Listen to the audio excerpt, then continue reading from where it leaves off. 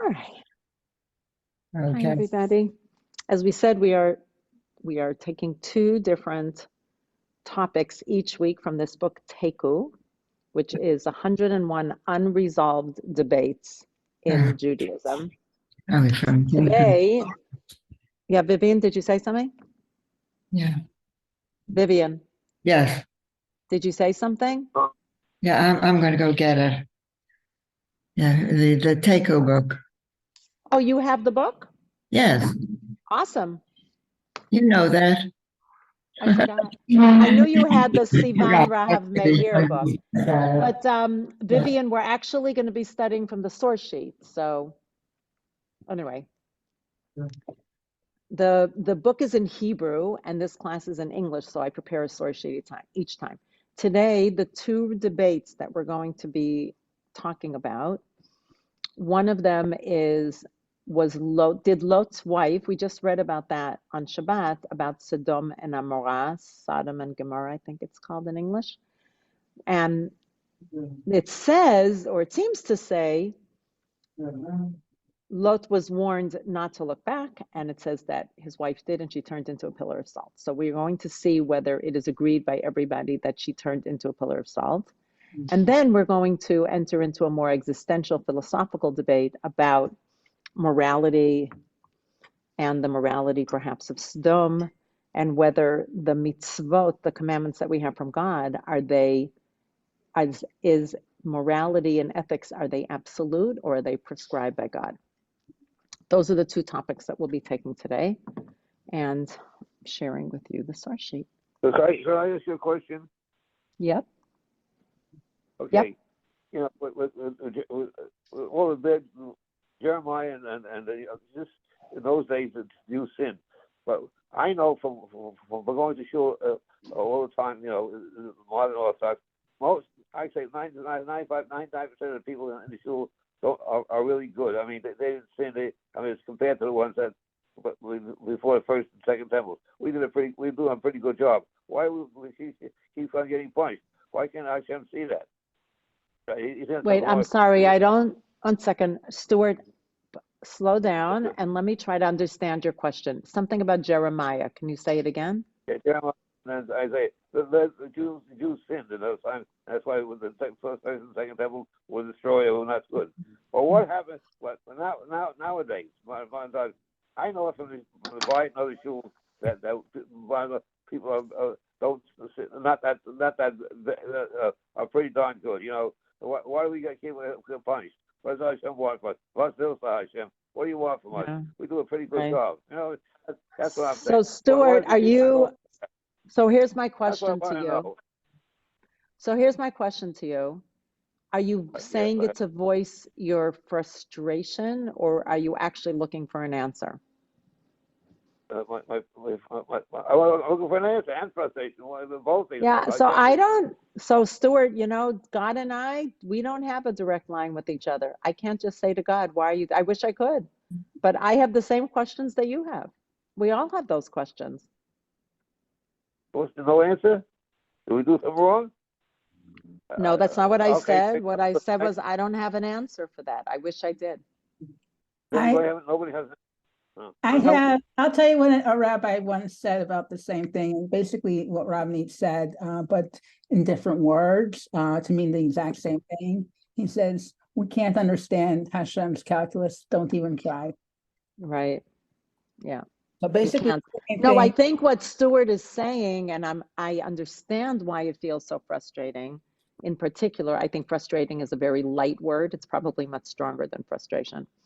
That in the times of Yirmiyahu and Yeshayahu, the prophets seem to say directly to the Jews, it's because you sinned, it's because of the way you acted, that's why you're being exiled from the land, that's why you're being punished. And so if they knew the reason, which if we really don't know the ways of God, how is it that they could say that that is the ways of God? And that's because they were prophets and they had direct communication with God, or at least that's what we understand and believe. But Stuart, today we don't, not that I know of, we don't have people who are in direct communication with God. And I also, you know, wonder even about them. I'm not saying it was wrong, but if we're not supposed to ask about the ways of God, then how do they know? So that doesn't reconcile so well. Is, But I, is God anthropomorphic? Because he talks like a human being. When the Ten Commandments- wait. That's a separate question. Let's not move off topic. I feel like this topic is a little bit I more you connected. go to God and say, why are you doing this? No, I agree with you, Well, Stuart, but all of us would like to know, and I agree, we should all rail against God, not rail against God. We should all cry out to God and say, God, maybe not why are you doing this, but that, I mean, we can say, why are you doing it, but we won't receive an answer. But we should still all cry out to God to intervene and not allow more of these atrocities. Nobody knows the answer. Okay. Yeah. Mhm. Okay. He improved tremendously. In the last 5,000 years, he improved tremendously. Mm-hmm. Meaning the way we act with each other. Yeah.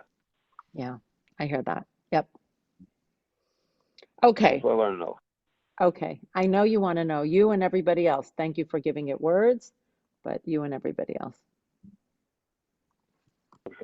Yeah. I thought you might know.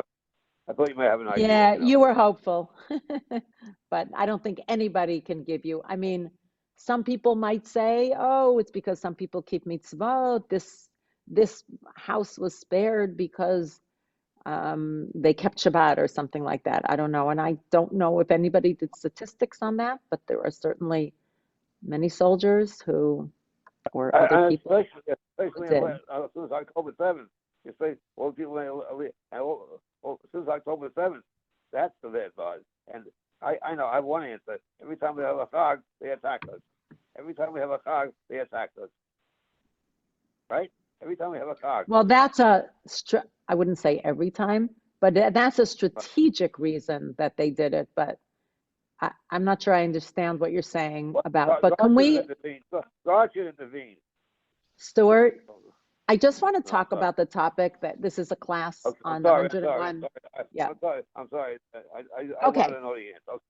Of course you do. We all want to know that answer. And guess what? Even if we know the answer, we might not like the answer. So I think it's more about saying to God, we need you to help. Okay. Okay. As we said, the name of the book is Teku, which means Tishbi, Yitaretz, Kushiyot, Usheilot. I think that's what it is. And the Tishbi is Eliyahu, and the way it's understood is that there are no complete answers to this, and only when Eliyahu comes will we know the answer. Now, that's not happening right this second, so we're going to discuss the two sides of each of these debates. The first one is whether Lot's wife was actually turned into a pillar of salt. And this picture here, do people see the picture? I know you don't see it, Stuart. People see the picture in the header. It's salt sea. You don't see the salt sea. So there's a rock formation by the Dead Sea, which is where they were, that has been called Eshet Lot, the wife of Lot, because it seems to look perhaps like a woman who is petrified, petrified meaning locked into a rock formation. Maybe it started as salt, I don't know, maybe underneath that. And it does seem to be, if you look up Lot's wife or Eshet Lot by the Dead Sea, you'll see many images, and that is an image of it. That doesn't mean that that was Lot's wife, but it is interesting to see that. What does it say in Bereshit? Looking at the first source. The first source is the Malachim, the Malach, the angel who comes to warn Lot of what's going to happen in Sodom. Remember, there were two angels, and they came, and the mob wanted to kill them, or perhaps rape them, or maybe rape them and kill them. And Lot brought them into his home and protected them. And the angels came to warn Lot and to save Lot from destruction, meaning from all the people in Sodom. If you remember, and we'll get to that as well, that Abraham prayed to God and said to God, please do not destroy everybody in Sodom and Amorah, because it can't be that everybody is bad. And how can you destroy the good with the bad, the innocent with the guilty? And we know that at least one person was actually saved, and that was Lot. Lot, and actually Lot's daughters were saved. He left with his wife and daughters, but his wife did not. Himalet al nafshecha, flee for your life. Al tabet acharecha ve'al ta'amod. Do not look behind you, and do not stop. La'amod means to stand. That means you stop and you look and you gaze, or you stop because you feel frozen. And as a matter of fact, for those who were in shul or who read the laning, you may have noticed that there's a special trup that we heard this. But trup is the cantillation, the shalshelet. The shalshelet is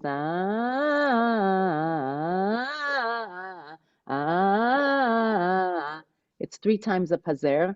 And generally, it's understood that when that trup, that cancellation note is on a word, that means that there was hesitation. Now, the word that it is on the first time is and he hesitated. So that's kind of a giveaway.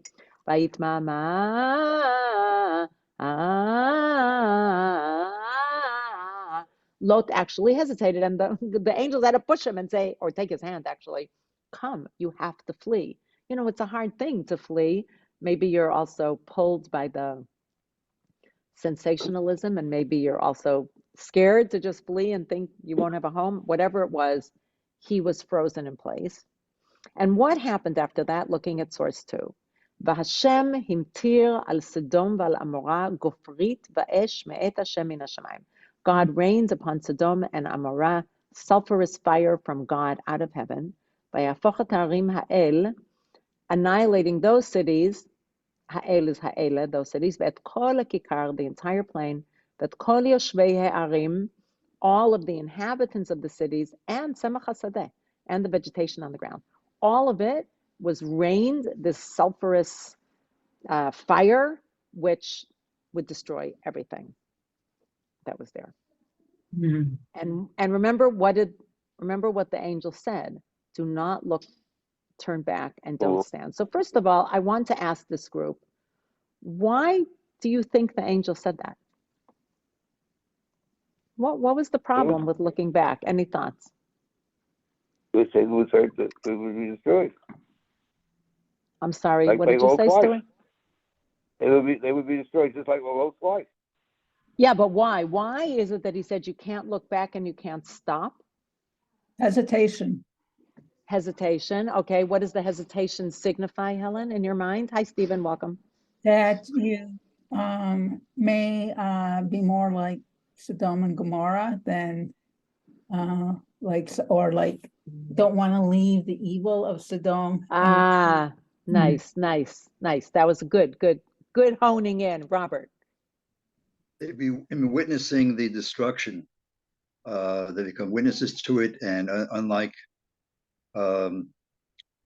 Abraham, they would carry the tale to him of what had happened, despite his pleadings. Mm. Wait, say that again, Robert. I don't think I understood what you were saying. Can you say it again? Do you mind? If they had stopped to look back, they would have witnessed the destruction, and they would have carried the tale of that to Abraham. Oh, wow. Yeah. That's very powerful. Yeah. That is a really powerful way to connect it, Robert. One second, Vivian, I see your hand. I just want to stay here a moment. That is such an interesting idea. So Helen said that a reason could be because they're not totally putting themselves in a place where they're separating themselves from the evil. That is one. By hesitating, you're showing that you don't really accept the fact that they're totally evil and that you have to separate yourself. Robert is saying, well, Abraham, it's really a kind of a beautiful thought. And I have to say, the whole time I was doing this, it also felt like I was thinking of what was going on in Israel with the destruction. So it kind of intertwined in my own head. But I'll get to you, Vivian, in just a moment. So my brain keeps going back and forth between the two. So Robert was saying that Abraham is the one who pleaded, which we will get to later, with God not to destroy everybody. And maybe they shouldn't be this living witness and testimony and bring it back to Abraham because it would cause him because it would make him upset and sad. Robert, what are you thinking? I agree. That's that thought further. Yes. You know what else can I say? People are talking so much about when you see these vivid images, they get imprinted on your mind and it's really hard to get them out.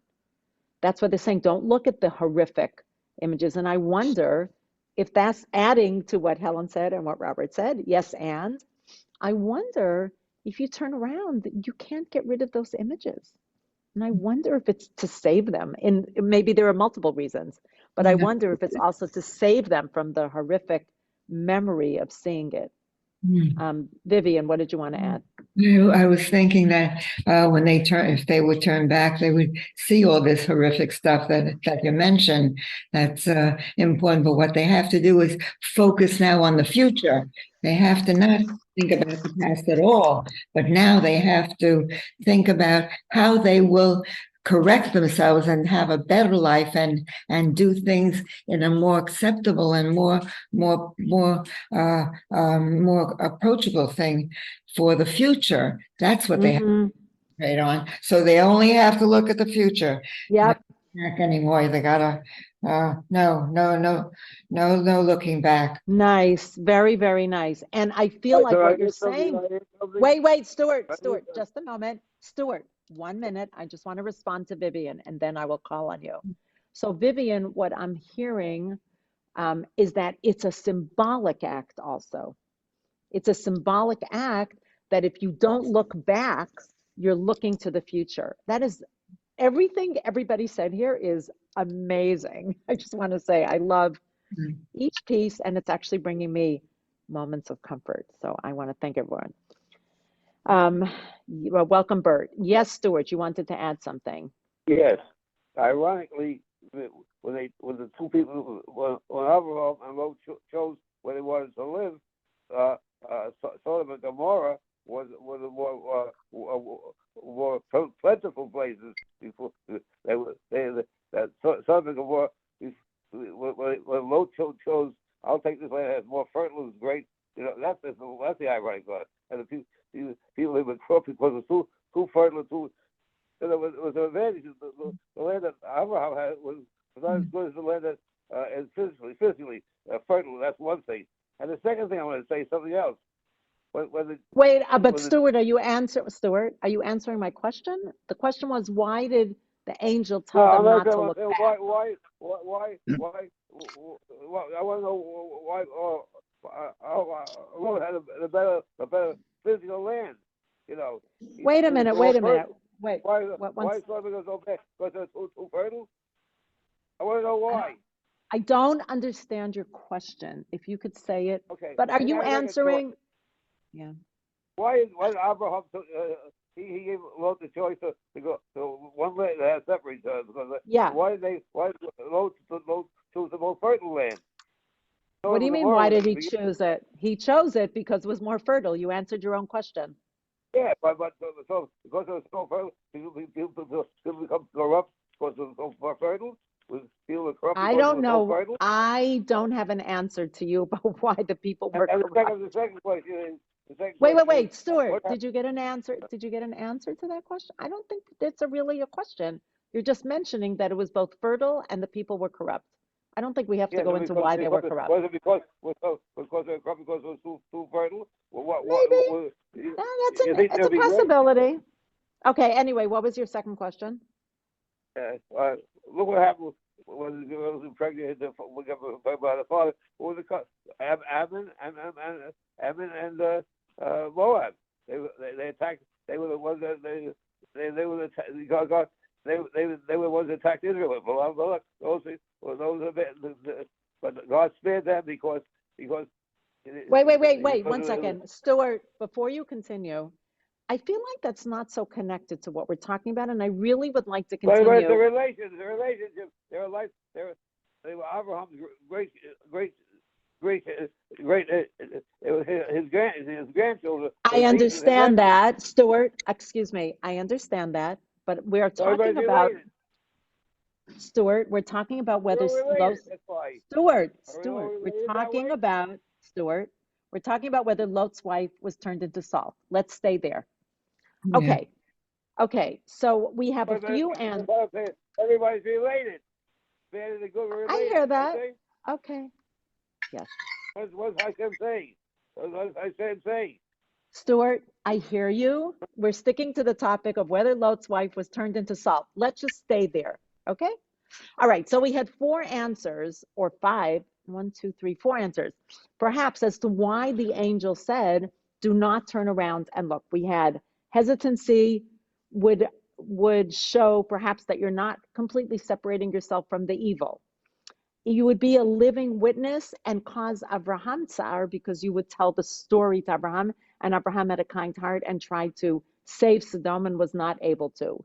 You should look to the future and not to the past. And this is really symbolic.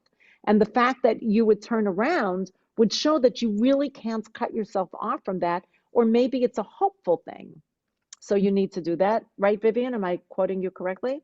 And then I added that perhaps it was also to save them personally, tsa'ar, because they would get these horrible images. Milton, did you want to add? Milton? No, the only thing that I thought about was building on what Robert had said. Please. Being a bad report to Yeah. about what happened to Lot. And it's specifically poignant because Avram, after the kings of Sodom and Gomorrah, the 5 kings versus the 4 kings story, Yep. there was Abraham who saved the cities and the kingships, little cities, and he would really feel bad. Here he did all this work to lift up these goyim, so to speak. Wait, which ones were Sodom and Amorah? They were in the 4 or the 5? I don't remember. I think they were in the 5. They were saved by Abraham. Yep. Okay, thank you. Yeah, So that's another question. They had two men in the room. The two of those that have sex with them, but they were engaged to them. Stuart, we're not up to that part. We're still fleeing We're past Sodom. that part. No, we're not. No, we're not. We are not up to that. We are still up to fleeing Sodom. So I'm going to share this. Before Oh, you mean, I'm sorry, I apologize. You mean when Lot took in the angels? Is that what you're talking about? There were 2 men, and there were 2 men. Yes, correct. With the girl. Not the 2 men with the girl, and the angels came in. That was the 2 other men. 2 inside of 2 men inside of Gomorrah. They didn't have sex with the girls, but they were engaged. They weren't they? I got the fact they were engaged. Stuart, Stuart, I agree that these are interesting questions, but that's not the topic that I brought to the class. So can we please stick to Stuart? Let me repeat it. Stuart, please. This is not a class on taking apart what happened in Sodom. This is about whether Lot's wife turned into pillar of salt, and I feel like we're spending a lot of time on extraneous questions. Okay, I understand that. Okay, good. So I'm sharing the screen again so that we can look at the next source. And here is what happened. V'tabet ishto me'acharav. And his wife, meaning the wife of Lot, looked behind. V'tehi netziv melach. Now, v'tehi is in the feminine form. So I would say that the natural way of understanding this, the pshat, sounds like she became, meaning his wife, a pillar of salt. Okay, that's what the pasuk says. Now let's go into the machloket. Let's go into the controversy about whether she turned into a pillar of salt. Rashi says, this is a medrash, quotes a medrash, a midrash, b'melach chata'a u'b'melach laketa. She sinned regarding salt, and therefore she was punished because they were told not to look back for maybe all the reasons that people said. And therefore she received the punishment that had to do with salt. What happened? Lot once said to her, can you, once meaning when they had, well, I don't know if it was these particular malachim or maybe other times when he brought people in. And he said, can you give a little salt to these strangers? Meaning, if you could bring salt to the table so that their food would be tastier. And she said to him, do you mean to introduce this bad custom also into our city? Meaning it's not enough that you brought in guests, you also want to give them salt and make it taste good. And because according to this midrash, it's a beautiful midrash really, and it's I think the point of the midrash is not, midrashim come either to fill in spaces that are missing and or to teach us something,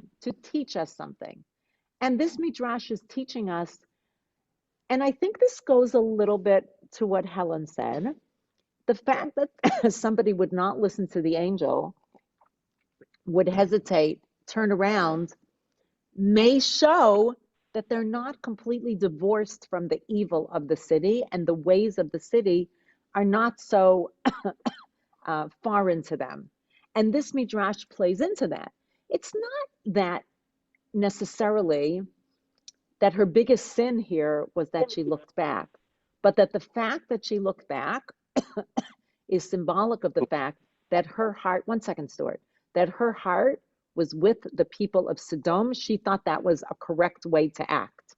And she couldn't separate herself from that evil. And so that's why this midrash comes to say she deserved to be punished with salt. It was a fitting way to punish her, midah keneged midah, a measure for a measure, because she would not give salt to make something tastier for people that Lot brought in, because Lot, as being Abraham's nephew, really appreciated what Achnasat Orchim is, bringing guests. And even though he lived among people who didn't want to do it, he was not willing to stop this custom. He felt the need to keep this custom. So Rashi clearly believes that she turned into salt. Everybody with me on that? Mm-hmm. Cool. Yes. Okay, great. I just want to bring, again, this is from the book. There used to be a festival in Israel called Festival Shirei HaTanach. There was a festival that hasn't been in a long time, and it was always songs that were based on our text or on stories from the Torah that, not so relevant nowadays to modern Israel, and there was a song in 1971 called Eshet Lot, the wife of Lot. And the Chaim Navon, you can look this up yourself. Chaim Navon, or maybe, you know what, I'll put a link into this document so you'll have it when I finish. I'll look it up. Chaim Navon points out that the end of this song has these 4 lines. It's really quite beautiful, actually. V'yesh ubahar mishotet haruach. In the mountains, the wind does wander. El hayam noshrot dimaot, and tears drop to the sea. Now we know tears are salty, right? Ulai biglalan hu kazeh maluach. Maluach rhymes with ruach. Perhaps that's why the Dead Sea is so salty. Noseh etom eshet lot, and dimaot and lot rhyme. So the verse is 1, 2, 1, 2. They rhyme together, if you know Hebrew. Lot's wife was no more to be.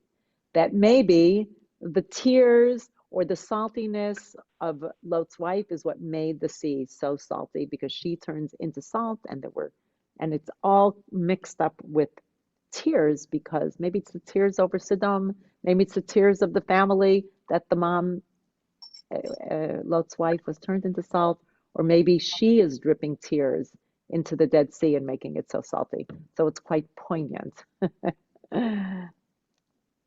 Okay. Okay.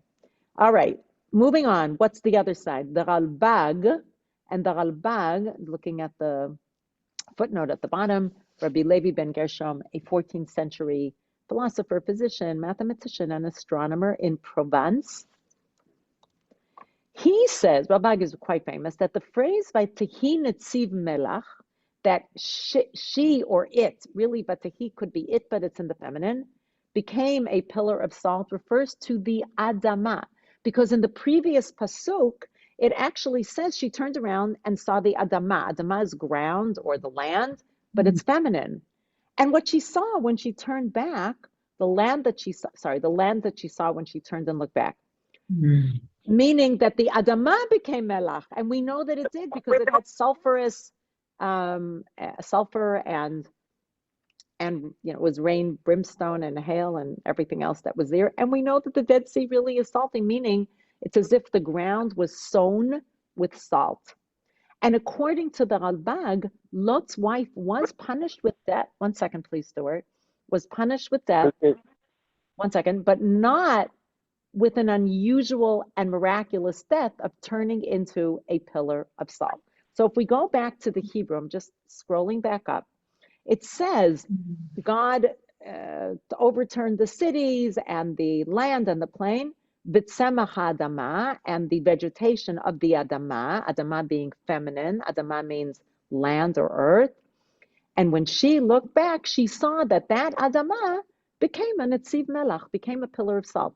And I want to say that even given the text in Hebrew, it's really a very easy way to explain the text. It's not even a particular twisting of the text. Once I read it the way the Ralbag read it, I said, that's a possibility. It's not even a midrashic understanding. It actually goes into the pshat, the simple reading of the text. So one of them is that she became a pillar of salt. And the other one is, well, she did die, but not as a pillar of salt. Rather, she gazed back and saw that the whole world behind her, the land, became salty and sulfurous and brimstone and fire. So then the question I would ask this group, why wouldn't God use a supernatural death to punish Lot's wife? That's the continuation of this discussion. Why not? And then I can bring, well, I'm going to stop the share. Any thoughts about why did the Ralbag feel that God did? I mean, God brought something supernatural because God rained down gofrit, but melach, everything, the fire and the sulfur, which destroyed. So, what was the problem with destroying Lot's wife in such a miraculous way? It is pretty crazy. Any thoughts about that?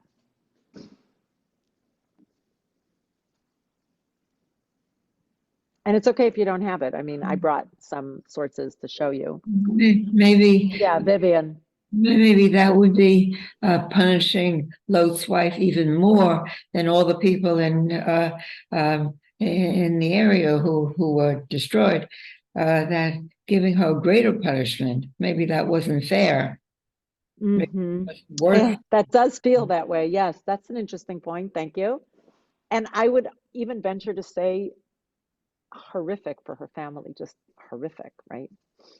Yeah, and like she's almost saved, but she's turned into, like Jew Shazam. Just feels awful. Okay, fair enough. Anybody else have something to say? If not, I want to share actually the sources. Milton, did you want to say or? Well, maybe it has something to do with what her daughters did with Lot. But that was afterwards, right? That was after she turned into a pillar. That was after she turned because into they a pillar. escaped to the mountains or to Zoar, or city. Okay, but what do you mean the connection? Well, maybe I'm not following your logic. Yeah. The connection is that the evil, if we can call it evil, of Lot's wife, because she was no longer with Lot, gave the daughters the impetus to say, well, let's have conjugal relations with our father Lot, because we're the only ones left in this world. Yeah. But that doesn't answer, that's one way of looking at it. Is that answering the question of why not turn her into a pillar? So that's not related to that so much. No. Okay. No problem. I just want to make sure I got it. I want to thank you, everybody. I want to continue and share with you what the Ramban says. God did turn Lot's wife into a pillar of salt, but that it wasn't a supernatural miracle. Rather, it was a natural consequence of standing frozen near the horrific shower of sulfuric material, not able to look away. So Ramban is a middle ground in between those who say she was turned into salt, those who say she wasn't turned into salt, and that it happened, but it wasn't supernatural. But I want to go back to this question about why Ralbag would say that God wouldn't use more magic. So the laws of nature themselves, here's the two ways of looking at it. The laws of nature themselves testify to the sublime and supreme wisdom of God. Deviations from the laws of nature are therefore minimized. Now this Rambam, I'll just write in here, Rambam was a big proponent of this one. That he said that, which makes sense, rationalist. And he said, anytime God doesn't have to deviate, God doesn't deviate, because just just looking around at nature and just following the laws of nature, that already is miraculous and supernatural and shows us how God has a hand in this world. But there's an interesting, I guess it's called irrationalism, and I never really heard that word, that actually when people see miracles that upend the laws of nature, it can encourage religious consciousness and perspective, meaning, oh, God had a hand in this, because so often some of us don't see God's hand. We just accept nature as that's the way it is. So that might be two ways, and those are the two sides of the argument, at least according to Chaim Navon. The two sides of the argument about why God would or wouldn't add another layer of supernatural miraculousness in that moment. But that doesn't, that everything that everybody said here is still very relevant. And it's just interesting to note that it's a Rambam against the Ralbag in this particular case. And then Ramban, Nachmanides, he takes a middle ground, that it happened, but it just happened naturally because she was frozen in place. And then the I guess the showering of all those chemicals and all those, whatever was in the air, turned her into this pillar of salt. Lastly, before we go to the second unresolved debate, there's a midrash in Pirkei de Rabbi Eliezer that his wife's name was Irit. And Irit, Lot's wife, what was the reason that she turned back? Not because she couldn't change, she couldn't divorce herself from the evil of Sodom, but rather she felt sorry for her daughters who had been married. And she looked behind her to make sure her daughters were following her, and she became a pillar of salt. So that shows she feels like a kinder read of Lot's wife, which was another way of looking at it.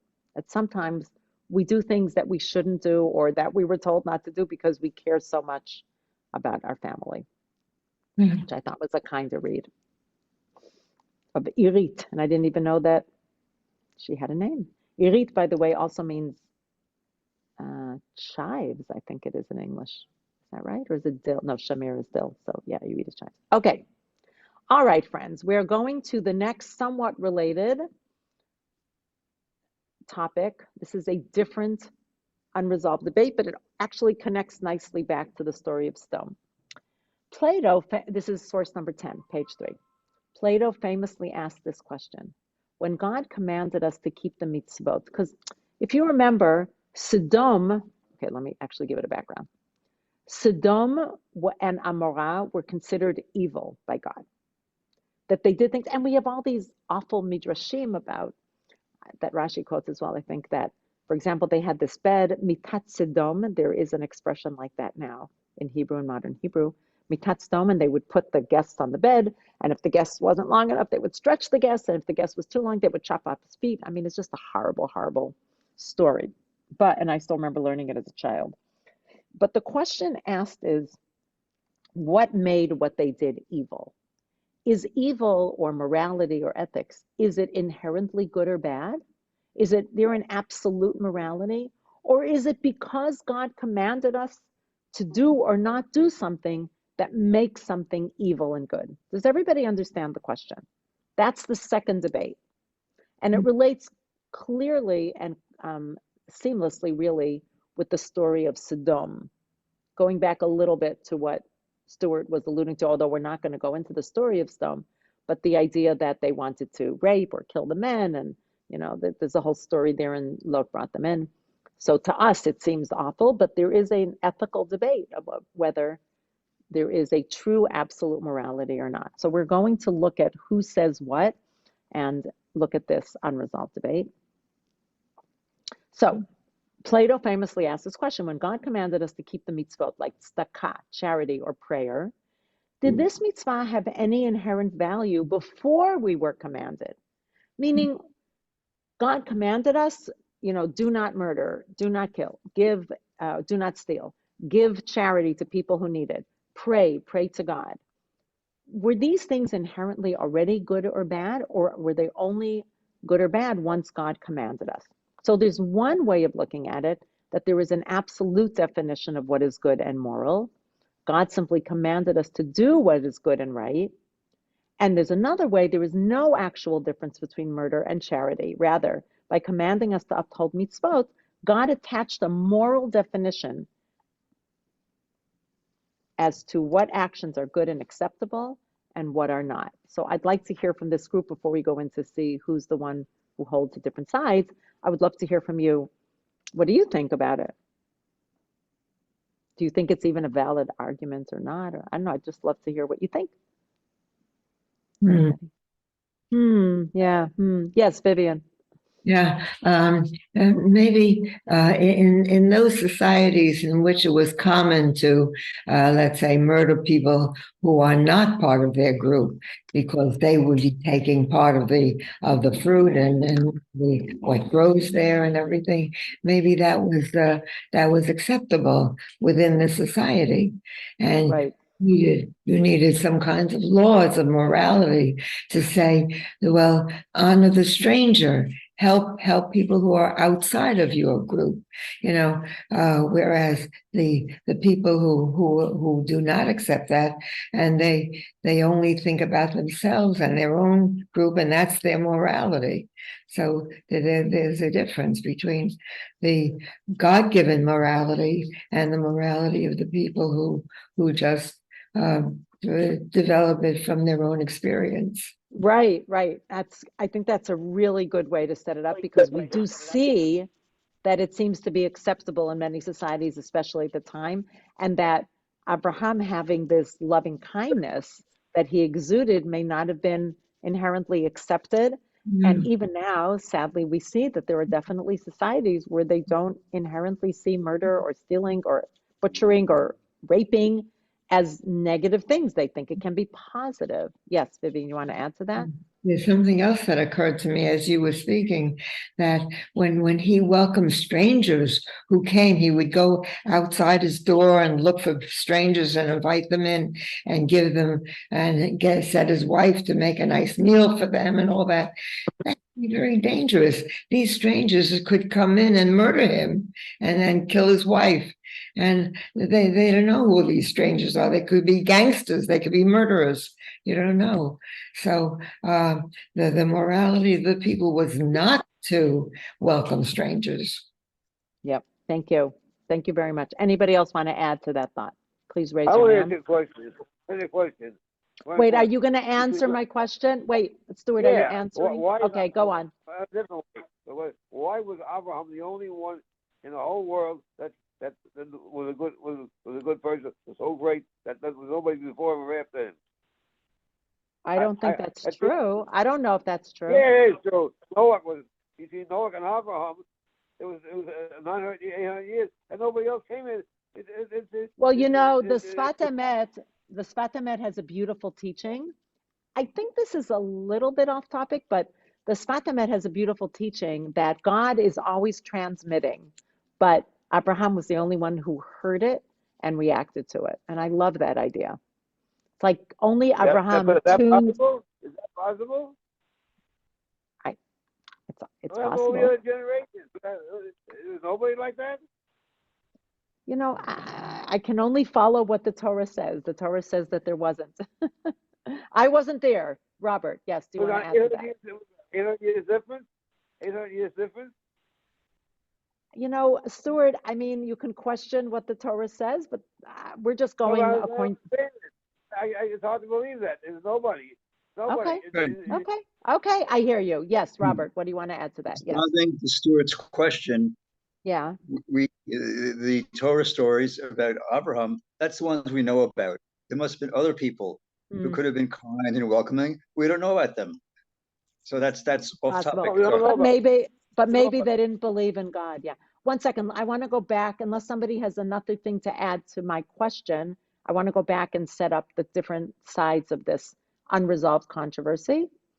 Not completely unresolved, this particular one. The Rambam, Maimonides, says that God always works within the objective, rational truth of what is objectively moral and good. So Rambam believes that there is an objective good morality and ethics and morality, that it is objectively, and that God is commanding us according to that, which goes to what Vivian is saying, that even if it is objective, there are people who are not following that for whatever reason. They were not able to tap into that. And most people, I would say, follow Rambam's thought. However, the Piazetzner Rebbe, who was also known as the Eish Kodesh, he was, I don't know if people have heard of him. He was a Hasidic Rebbe who was killed in the Holocaust, but he gave sermons and he kept people's hopes up even during the Warsaw Ghetto, and even when he was put into a concentration camp, which is where he was killed. He gave sermons of hope, and he somehow wrote them down and hid them. And there was a Polish builder, contractor, who was building a building and was digging in the foundation and found this hidden treasure trove. It took like 20 years, or I don't know how many years, until it was discovered that it was the Eish Kodesh, the Piazetzner Rebbe, but we have preserved a lot of his teaching.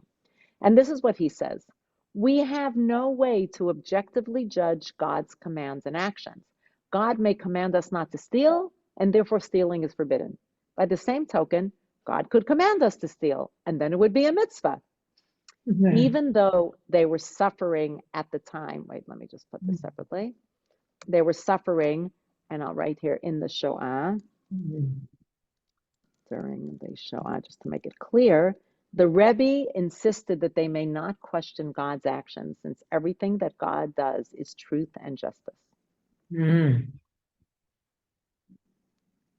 And going on, but Chaim Navon brings something that pushes back against the Piazetzner Rebbe and says maybe there is an absolute morality, because he says, look at what Abraham said.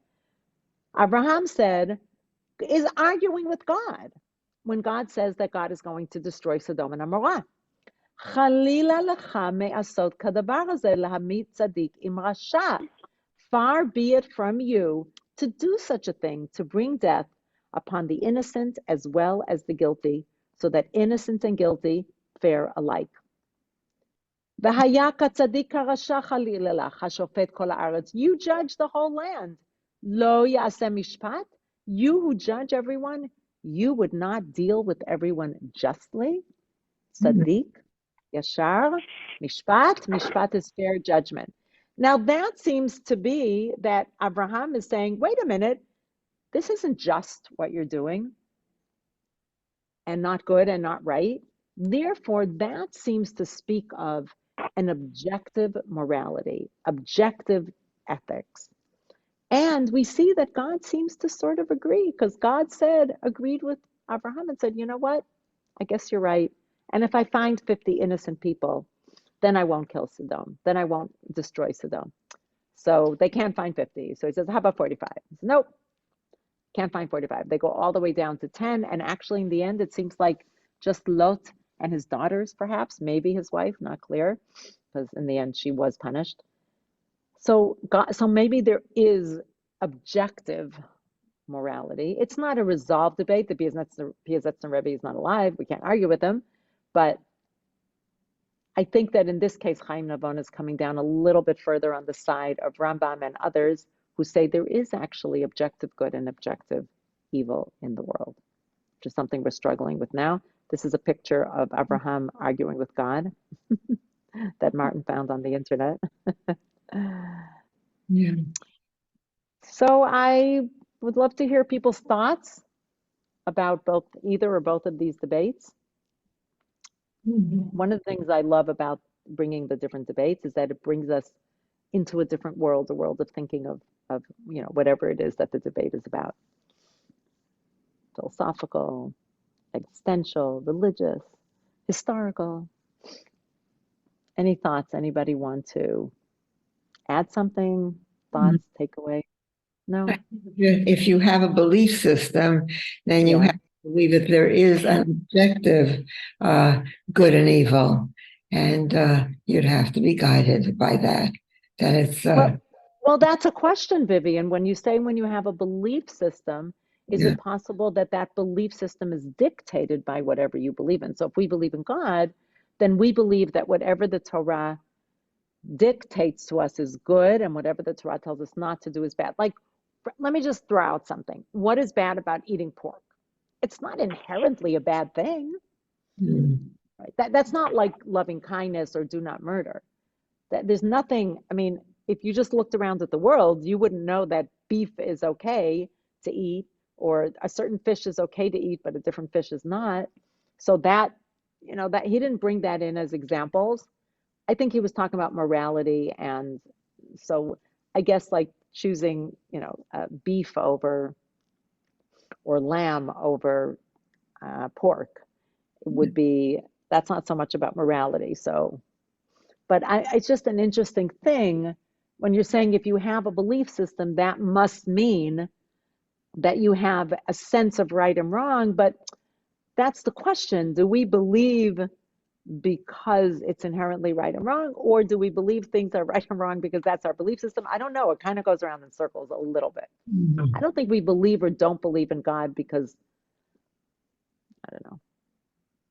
Maybe it has more to do with the Torah, because if we believe that the Torah is God-given, then we can check with the Torah to see what would be acceptable, what's not, what's moral, what's not moral.